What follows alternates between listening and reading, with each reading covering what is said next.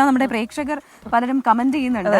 അതിൽ മിനി ബാബു ചോദിക്കുന്നുണ്ട്, ഈ എക്സ്ട്രാ ചെലവ് വന്നാൽ എന്ത് ചെയ്യും?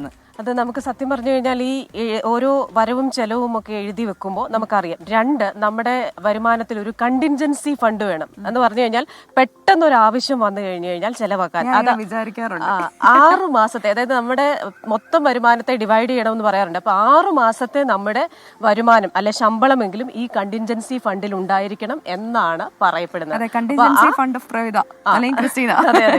കണ്ടിൻജൻസി ഫണ്ടിൽ നിന്നാണ് ഈ എക്സ്ട്രാ ചെലവുകൾ നമ്മൾ എടുക്കേണ്ടത്. അപ്പോൾ ആദ്യമായി ശമ്പളത്തിൽ അല്ലെങ്കിൽ ജോലിയിൽ പ്രവേശിക്കുന്നവർ പ്രത്യേകം ശ്രദ്ധിക്കേണ്ട കാര്യം, നിങ്ങളുടെ വരുമാനത്തിൽ നിന്ന് ഈ ഒരു കണ്ടിൻജൻസി ഫണ്ട് ആദ്യമേ ഉണ്ടാക്കുക. 20% ആദ്യത്തെ ആഴ്ച തന്നെ സേവ് ചെയ്യുക, അതിനുശേഷം ചെലവ് ചെയ്യുക. ഈ ചെലവെന്ന് പറയുന്നത് നമ്മൾ സേവിങ് പോലെ അല്ല, നമ്മൾ സേവിങ് എന്ന് പറയുന്നത് നമ്മൾ ചെലവ് പോലെ സ്നേഹിക്കേണ്ട ഒരു കാര്യമാണ്. അത്ര ഇഷ്ടപ്പെട്ട് നമ്മൾ സേവ് ചെയ്യണം. ഒരു കാപ്പി കുടിക്കുമ്പോൾ പോലും നമ്മൾ ഓർക്കണം, ഇത് വേണോ വേണ്ടയോ എന്നാണ് പറയുന്നത്.